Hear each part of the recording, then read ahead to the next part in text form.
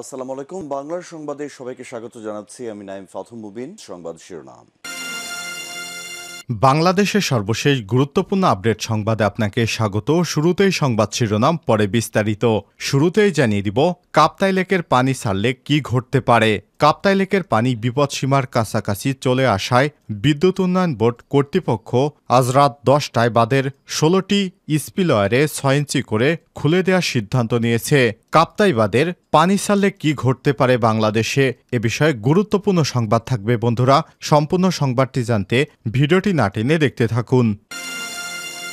এরপর জানিয়ে দিব, ভারতে বৈধভাবে থাকার সময় ফুরিয়ে আসছে শেখ হাসিনার। ছাত্র জনতার অভ্যুত্থানের মুখে ক্ষমতাচ্যুত হয়ে প্রায় 3 সপ্তাহ ভারতে অবস্থান করছেন সাবেক প্রধানমন্ত্রী শেখ হাসিনা। তার পরবর্তী পদক্ষেপ নিয়ে যখন জল্পনা কল্পনা চলছে, তখন অন্তর্বর্তীকালীন সরকার শেখ হাসিনার কূটনৈতিক পাসপোর্ট বাতিল করেছে। এর মধ্য দিয়ে তার ভারতে অবস্থানের সময় ফুরিয়ে আসতে শুরু করেছে, খবর হিন্দুস্তান টাইমসের। এরপর শেখ হাসিনা কি করবে, এ বিষয়ে গুরুত্বপূর্ণ সংবাদ থাকবে, জানাবো।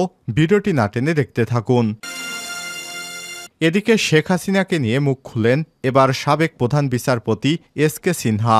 বাংলাদেশের সাবেক বিচারপতি সুরেন্দ্র কুমার এস.কে. সিনহা তার দেশত্যাগের কারণ হিসেবে চাঞ্চল্যকর তথ্য জানিয়েছেন। তাকে কিভাবে দেশ ছাড়তে বাধ্য করেছিল হাসিনা এবং সে সময় কি ঘটেছিল, তার সঙ্গে এসব বিষয় ফাঁস করেছেন এই বিচারপতি। এই গুরুত্বপূর্ণ সংবাদ জানাবো, সঙ্গেই থাকুন।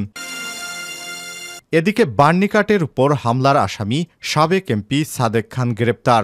সাবেক মার্কিন রাষ্ট্রদূত মার্শা বার্নিকাটের উপর হামলার অন্যতম আসামি ঢাকা 13 আসনের সাবেক সংসদ সদস্য সাদেক খানকে গ্রেপ্তার করেছে পুলিশ। এদিকে মানিককে কারাগারে পাঠানোর নির্দেশ দিল আদালত। শেখ হাসিনা ক্ষমতায় থাকাকালীন শেখ হাসিনার একজন ঘনিষ্ঠ ছিলেন এই বিচারপতি মানিক। শেখ হাসিনার ইশারায় অনেককেই তিনি সাজা দিয়েছেন, যেমন দেলোয়ার হোসেন সাঈদীকে সাজা দিয়েছিলেন ফাঁসির রায় এই বিচারপতি মানিক। অন্যান্য 6 জন বিচারপতি, যেখানে দেলোয়ার হোসেন সাঈদীকে যাবজ্জীবন কারাদণ্ড দিতে চেয়েছিলেন, কিন্তু বিচারপতি মানিকের নির্দেশে দেলোয়ার হোসেন সাঈদীকে ফাঁসির আদেশ দেওয়া হয়েছিল। এই মানিক গতকাল বিজিবির হাতে ধরা পড়েছে।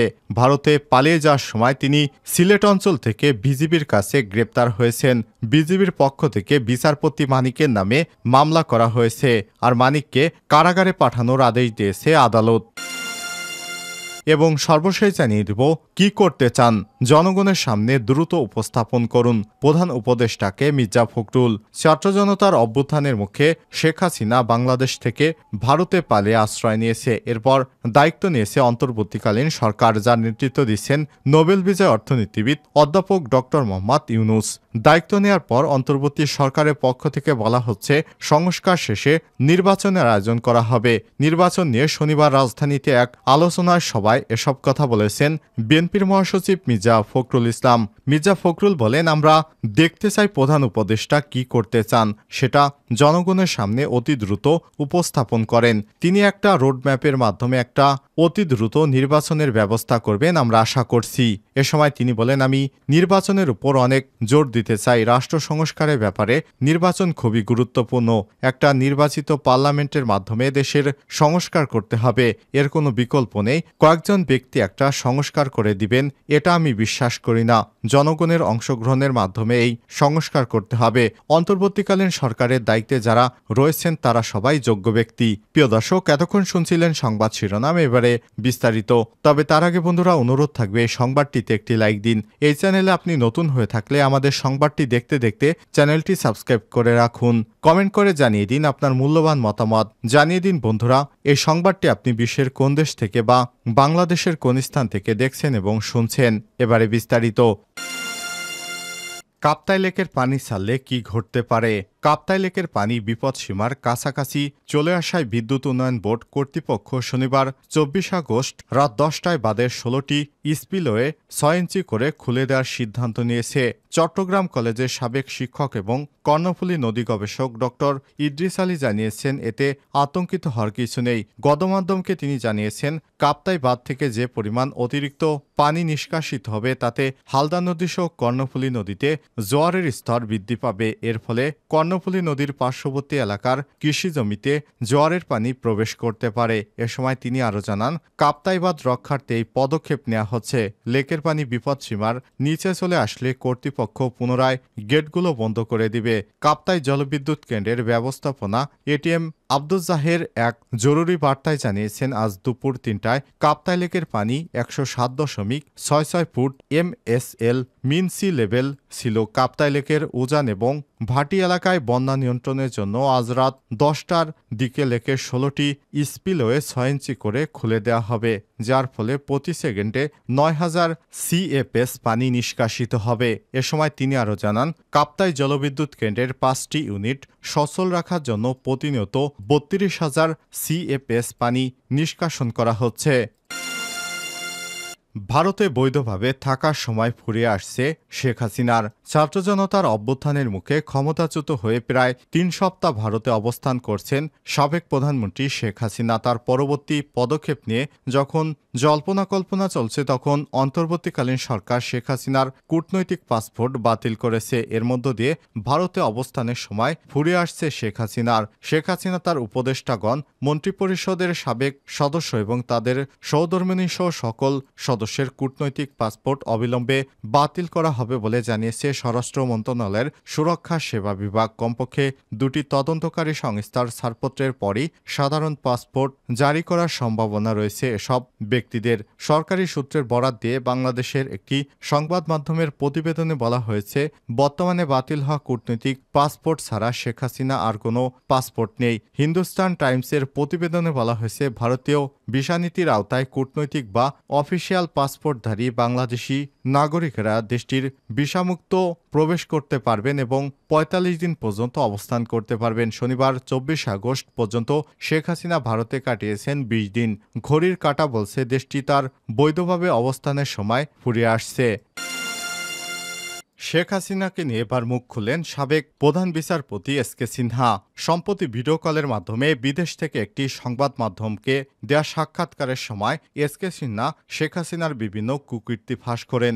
সাবেক প্রধান বিচারপতি সুরেন্দ্র কুমার এসকে সিনহা তার দেশত্যাগের কারণ হিসেবে চাঞ্চল্যকর তথ্য জানিয়েছেন। তাকে কিভাবে দেশ ছাড়তে বাধ্য করেছিল শেখ হাসিনা, সে সময় কি কি ঘটেছিল তার সঙ্গে এসব বিষয় ফাঁস করেছেন সাবেক এই বিচারপতি। ছাত্রলীগ নেত্রী থেকে ডিসি কর্মকর্তা কর্মচারীদের মানুষই মনে করে না রেহানা।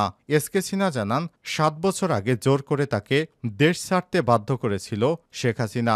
শেখ হাসিনা তাকে প্রচণ্ড চাপের মধ্যে রেখেছিলেন এবং ডিজিএফের সদস্যদের মাধ্যমে তাকে দেশ থেকে বাধ্য করেছিলেন। তিনি বলেন, তার অর্থাৎ শেখ হাসিনার নির্দেশে এবং হস্তক্ষেপ উপেক্ষা করে তিনি বিচার বিভাগের স্বাধীনতার জন্য লড়াই করেছেন বলেই তাকে দেশ ছাড়তে বাধ্য করা হয়েছিল। বিচারপতি সিনহা নির্বাহী বিভাগের পরিবর্তে নিম্ন আদালতে নিয়ন্ত্রণে বিচারকদের ক্ষমতা সুপ্রিম কোর্টের হাতে রেখে শৃঙ্খলা বিধিমালা প্রণয়নের জন্য আইন মন্ত্রণালয়কে নির্দেশ দেন এবং 2017 সালে জুলাই মাসে 16 সংশোধনী সুপ্রিম কোর্টের বিচারক অপসারণ মামলা রায় সরকারের অনুকূলে দিতে অস্বীকৃতি জানানোর পর দ্বন্দ্ব চরমে পৌঁছায়। এ সময় তিনি বলেন, বাংলাদেশে আমার শেষ দিনগুলো ছিল খুবই ভয়ঙ্কর, যা ভাষায় প্রকাশ করার মতো নয়, এটা কেবল উপলব্ধি করা যায়। এ সময় তিনি বলেন, আমি প্রধান বিচারপতি ছিলাম, তাই আমাকেই গৃহবন্দী করে রাখা হয়েছিল। কারোর সঙ্গে যোগাযোগ করতে দেয়া হয়নি।